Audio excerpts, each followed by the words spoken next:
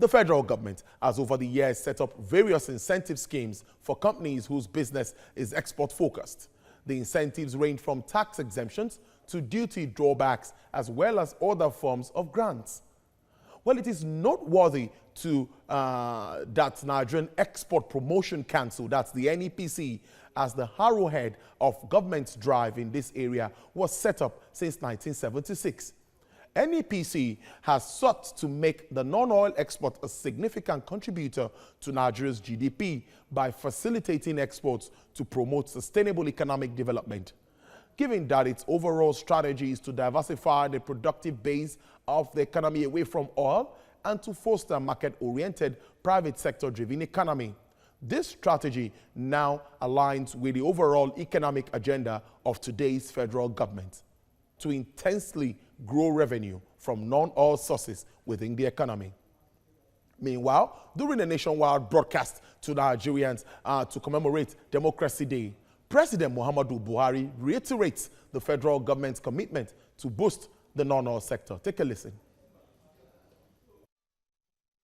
Our efforts on growing non-oil exports have started to yield some results. For instance, in the first year, our revenues from cocoa and sesame seed increased by $79.4 million United States dollars and $153 million United States dollars. Africa presents a huge opportunity for our export-based diversification, and we are developing our strategy to grow intra-Africa trade through the Africa Continental Free Trade Area Agreement. You've heard it from the Chief Executive Officer of Nigeria, that's the President of the Federal Republic of Nigeria, President Muhammadu Buhari, talking about the proceeds increase from cocoa and sesame street. Well, I have the Chief Executive Officer now of the Nigerian Export Promotion Council, NEPC, Mr. Olusegun Awolowo. He joins me now via Skype from Abuja for detailed discussion. Thank you very much for joining us on the show. Thank you very much for having me. Let's start off with the global impact of the coronavirus pandemic on receipts from the non-oil exports vis-a-vis the oil exports looking towards post-COVID-19. The reality is that Nigeria cannot remain a consumptive economy. It cannot abandon its export promotion agenda. Now, what's your take on the current realities and strategies for growth? Thank you very much, Tolu, for having me. It will be my pleasure next time to be live in your studio in Lagos after all this pandemic is over. I promise you that. Thank you very much. Well, COVID just enforced what we already knew, that we can't rely on oil as our only source of foreign exchange revenue. Oil is 90% of our revenue, and we've been saying this, and we've been working on it. Now, alluding to what Mr. President said on the growth in non-oil export on some of these products, it just retaliate the zero oil plan, because we had identified 22 sectors where Nigeria can grow significant foreign exchange away from oil. And that's the success story the president was alluding to. Look, Nigeria just has to be an export-driven economy for us to survive. And that's just it. There is no other solution, really. Indeed. Now, the Nigerian Export Promotion Council took up some initiatives last year. A lot of it, I know. This includes the launch of the web portal for the Export Expansion Grant Scheme. Now, how's that fared so far in redefining export potential for the country? Yes, let me quickly just talk a bit on the Export Expansion Scheme. That's an incentive we give to exporting companies when they have exported, and then we'll give them some kind of subsidy, if you like that term. I don't particularly like it, but that is that's what we do. But now, in going to, let me just state that, look, this government has paid back about 350 billion back to exporters, in this scheme. And this is what I really salute the government for, because they're doing more with less revenue.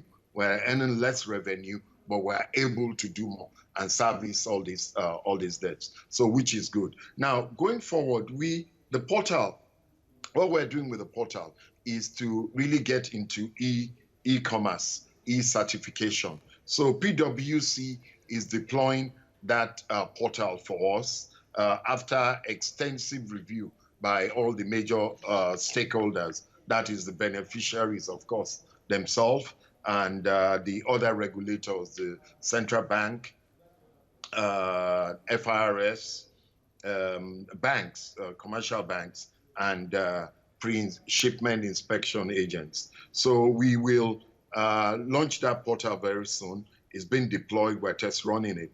And what it will do is, particularly in line with the federal government ease of doing business, we're able to reduce the cost of business and the time to spend in processing this EEG processing claims. Right.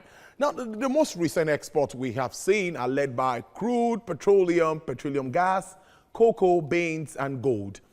The most common destinations of exports to Nigeria are India, Spain, United States, and South Africa. In establishing Nigeria as an exporting hub, infrastructural deficit and value addition to products remains a contending issue. What should be the policy direction to redirect the course of action for Nigeria, especially on the back of the new initiatives like AFCFTA? Yeah, well, thank you. That's very interesting. Nigeria has realized that a long time ago and been working first on the Nigerian Industrial Revolution Plan, which is the idea is to industrialize Nigeria fully, that we cannot go on exporting raw materials and other countries are adding value to it and it's transcending into huge sums of money. For instance, the very sad part of it is cocoa, where West African nations, we struggle for $8 billion in cocoa, but that cocoa goes on to Europe and America. It becomes a chocolate industry that is now trading at about $80 billion. And so that's the irony of what we're facing.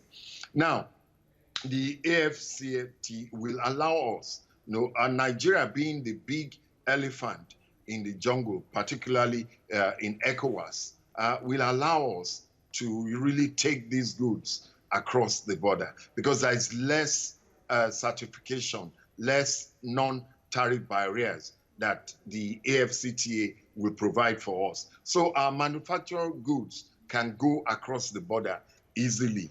And that is what we're working on. And we have so many SMEs, MSMEs, the big companies are also doing it. If you recall, just last week, Dangote Cement announced their maiden export of some 27,800 metric tons. Yeah. Can you hear me? Yes, I can hear you. Go ahead, sir. Okay. Yeah. To ECOWAS. And that is major. Dangote was one of the companies that signed on to our zero oil plan. And we presented this plan to Alhaji and his team. And immediately they identified they were going to go for fertilizer, for petrochemicals, and cement to export. And this is really big. It's big for us. We're coordinating policies and investments so that other sectors can follow. I know BUA Group is also looking into exporting cement. And what is major about it is that Nigeria used to be, a couple of years ago, one of the biggest importers of cement. So now we're no longer spending foreign exchange importing cement. We are now going to export. And that is really the way. It must be deliberate, focused, and then we can attain all these goals. We have 22 sectors, mainly, that Nigeria can achieve this self-sustainable or not on oil.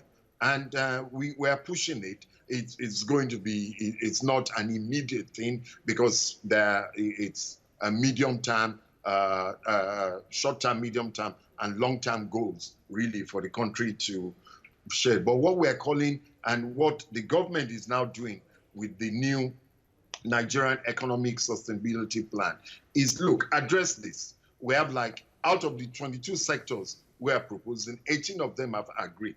So it just falls to reason that agriculture is our next biggest wave. And that's why the government is going on a massive agricultural program of productivity. And that's really the way forward. Indeed. Let's now again now talk through some cash cows we ought to explore. It is estimated that by 2021, there will be at least $6 million additional export potential. There's a sheep, lamb, and leather from Nigeria. Promising markets includes Vietnam, South Korea, Turkey, and more. Now, how do we also position ourselves to benefit or maximize yields from this? Leather is another good option for us because in our production of that, hides and leather, we were looking at increased production. And that's what we are putting out with the Zero Oil Plan, that we really must increase our productivity along this line. Hides and leather, it's a $25 billion market. Wow. So the Zero Oil Plan is saying let's target 5% of that, so we can do like 1.25 billion annually. But we have even increased beyond that, so we have to revise even the targets we set. And most importantly, we know there are many SMEs, MSMEs, designers doing leather bags, leather purses, pouches, and everything.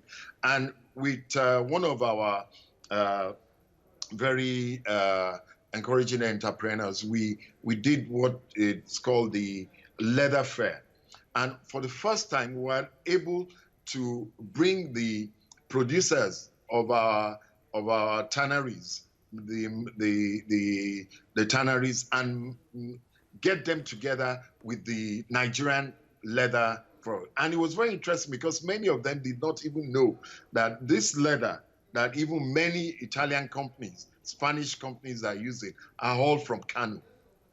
And they get the remittance of that leather, and that's what they are doing. So we're able to make them, so that even though we're exporting, we're able to produce for the local MSMEs, SMEs, so they can use that, and we can also export that. The key to that, we can give 1 minute. Sorry?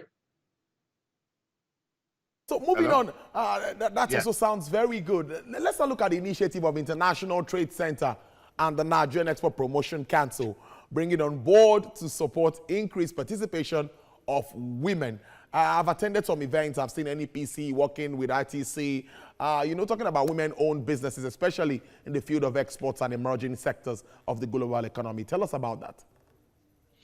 Yes, we work closely with the International Trade Center in Geneva. We are one of the first countries to sign on the She Trades initiative with a commitment of connecting over 200,000 women entrepreneurs to the global market, which is in line with the broader UN goal of bringing over 2 million women into global business. The idea is, we know women are the best entrepreneurs, really, we have, driving our SMEs and MSMEs. So the idea is to connect them to that global market where they can move their goods seamlessly through that connection that the ITC provides for us. We have done a mapping exercise of some 4,000 women entrepreneurs, and we know that they are going to produce this real growth for us.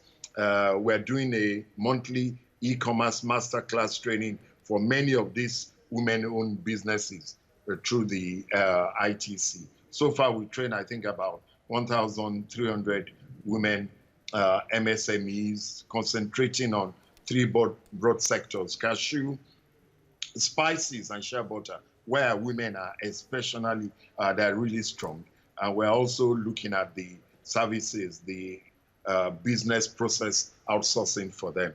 So it's very good. We have a very strong women in export department that is driving that. And the federal government as well is looking at really big support for these SMEs, MSMEs during this period. All right, CEO, before I let you go, your recent partnership with the freight and forwarding company, Free Onboard Logistics Limited, what do you really intend to achieve? How positive has this played out, this partnership with the company?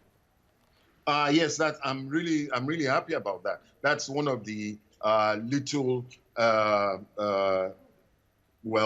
joys we get from this COVID-19. Because of the pandemic and what it caused, we had airlines that started offering us better rates on cargo, because cargo is still working during this period. And what we did was to sign on to that through that company, Free Onboard Logistics, and we're able to move at least over 60 tons of perishable foods, which had been a problem. Under this, the federal government also fast-tracked the opening of the NACO shed, so our goods can be moved, and it was fantastic. For instance, we moved yam, and normally it's by ship, but we're able to move yam by cargo at a good price. So it's getting to the UK like the very next day, and for onward distribution all across Europe. So that's really good for us. We also signed up with UPS that are now offering SMEs, particularly women-owned businesses, a big discount so they can move their goods, because many of them trade online anyway. So this initiative is good, and we're going to continue on it so we can move our products, our fresh, perishable products fast into the UK and compete with other West African countries that have been doing this. All right, Mr. Olusegun Awolowo, I must thank you very much for your time. Chief Executive Officer of the NEPC. We hope to see you in Lagos soon.